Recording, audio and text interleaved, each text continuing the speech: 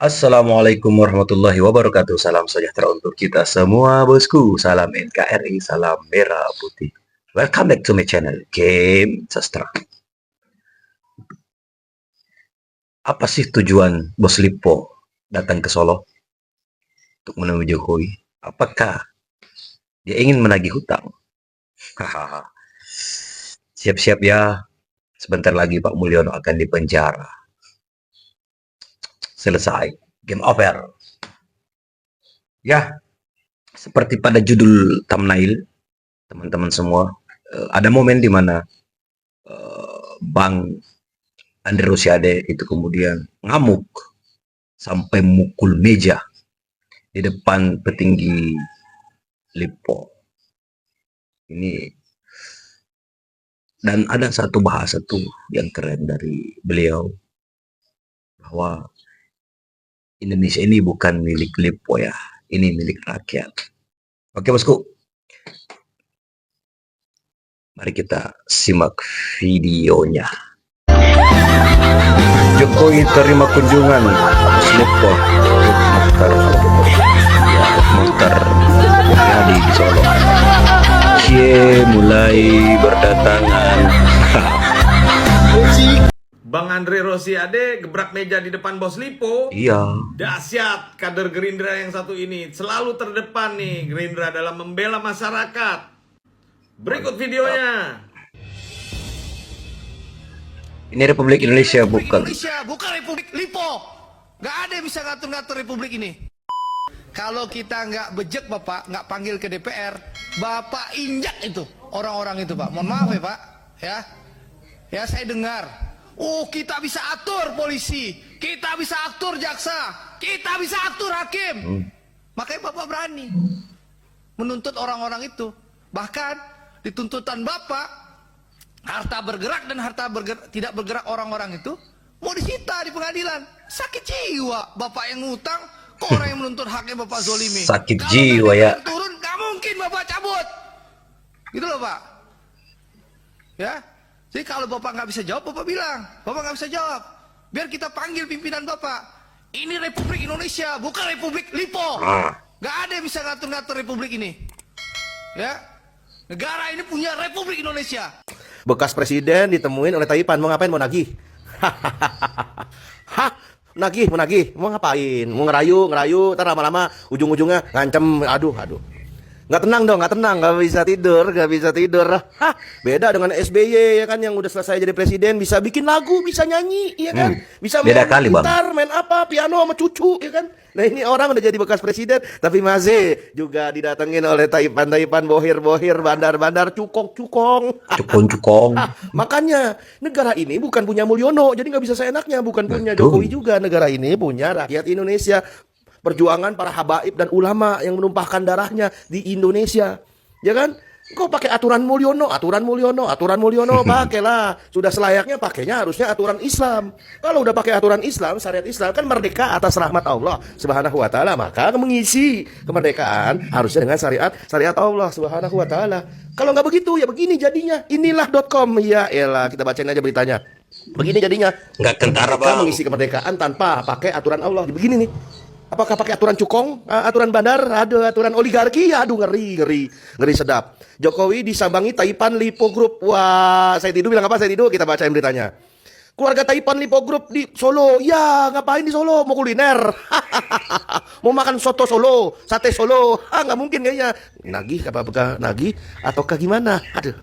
Meski tak lagi menjabat sebagai presiden, Jokowi Mulyono tetap menarik di mata para tokoh politik hingga Presiden Prabowo, hingga para lipo-lipo, cukong-cukong, dan lain sebagainya macamnya, ya kan? Nah sekarang pada pendiri dan penguasa Lipo Group datang ke tempatnya Jokowi. Jokowi pamer kunjungan dari paket lengkap petinggi Lipo Group. Dari Mukhtar Riyadi, Taipan, James Riyadi, John Riyadi dan kerabatnya ke rumahnya Solo. Dari sekian banyak konglomerat ini yang melaratin rakyat. Konglomerat. Konglomerat kali beritanya konglomerat. Yang dekat dengan Jokowi mungkin baru Lipo Group yang datang ke Solo. Nah, kemarin aguan, ini mau IKN cuman buat nyelamatin muka Jokowi. Sekarang Lipo Group datang ke tempat Jokowi. Menurut mantan sekretaris Kementerian BUMN Said Didu, kunjungan Mokhtar Yadi sekeluarga membuktikan. Aduh, bulu kuduk merinding nih, merinding bulu kuduk ya kan, bukan lihat setan ya kan, tapi lihat bagaimana kelakuan ya kan, ya kayak begitu dah. Hah.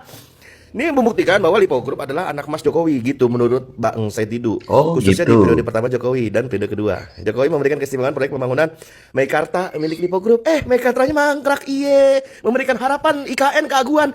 IKN-nya gimana? Mangkrak atau enggak tuh? Atau gimana? Hah. Termasuk yang disinergi dengan mega proyek kereta cepat Jakarta Bandung. Sayangnya proyek Meikarta mangkrak. Meikarta gagal. Banyak rakyat yang uangnya juga belum kembali. Aduh, kacau. Kemudian di sejumlah pejabat negara, pimpinan parpol dikerahkan Jokowi menjadi tenaga pemasaran Meikarta. Ada. Jadi Meikarta udah mangkrak. Sekarang mau bikin IKN. Sekarang mau bikin PIK ala aguan. Kacau. Mereka sebenarnya analisa Al-Fakir nih diduga kuat mereka itu ingin para taipan ini, para kapitalis ini, para cukong-cukong ini ingin Jokowi dapat memastikan dan menjamin dapat mengamankan jalannya proyek-proyek yang udah diberikan Jokowi ke mereka, para cukong-cukong ini, ya kan? Apalagi di masa pemerintah Prabowo, apakah akan lanjut proyek-proyek mereka, ya kan? Bagaimana jaminan Jokowi? Kan gitu, jaminannya apa kan? Kemudian ada perang antar 9 naga. Sudah dimulai kayak ini. Allahumma sholli ala sayyidina Muhammad wa asghili zalimin bi zalimin. Naga sama naga ribut. Kita jawabnya apa? Ketawain aja. Agak lain. Naga sama naga ribut ya kan. Ada Aguan, ada James Riyadi, atau siapa yang di Rempang tuh, Tommy Winata belum lagi. Aduh. Mereka diduga mulai muak dengan Jokowi ya kan. Ada yang percaya juga kayaknya Jokowi bisa ngatur Prabowo kayaknya. Gimana? Apakah Prabowo bergerak sendiri atau gimana? Ada. Setelah Aguan nyanyi dengan suara yang fals, ya di Tempo, satu demi satu naga-naga ini ya ribut. Satu persatu para naga Taipan dan semua pihak-pihak berdatangan, nagih utang, nagih janji, nagih komitmen ya kan, silih berganti berdatangan ke rumah Jokowi. Nggak bisa tenang nih, nggak bisa tenang. Ini baru bicara soal datang kunjungan, ketawa ketiwi, senyum-senyum, cepaka-cepiki, foto-foto. Nah, sebentar lagi yang datang itu bukan lagi cepaka-cepiki, tapi udah ancaman kayak nih. Aduh, kacau. Persis kayak mirip kayak pengusaha-pengusaha yang jadi debitur bank. Dia nagih-nagih dan lain sebagainya macam ya kan. Persis kayak debit kolektor gitu kan. Apakah kayak begitu? Kacau. Ketika usaha berhenti, pada umumnya debit kolektor ya kan, utang masih jalan, maka bank-bank yang dulu disembah-sembah kini datang gebrak-gebrak ya kan. Nanti yang datang lagi bukan direktur banknya tapi centeng-centengnya dan debit kolektor ya kan. Nah, ternyata ini belum 100 hari Mulyono sudah terpapar ya kan, sudah terkapar. Sudah menjalani hari-hari nggak bisa tidur kayaknya. Sementara anaknya yang diharapkan jadi diduga kuat jadi tameng ya kan, malah disuruh bos baru buat jadi tukang susu keliling. Susu keliling ya kan.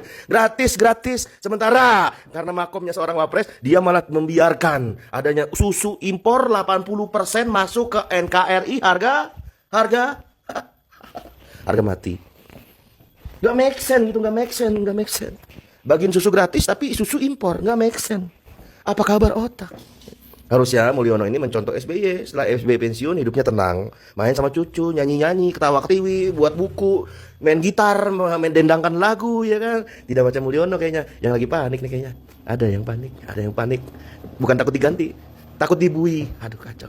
Ya, sekali lagi ini menegaskan fakta yang tadi ini kepada kita, bahwa tidak akan ada yang selamat. Tidak ada yang selamat. Siapapun pemimpin ya kan yang berhukum kepada selain hukum Allah.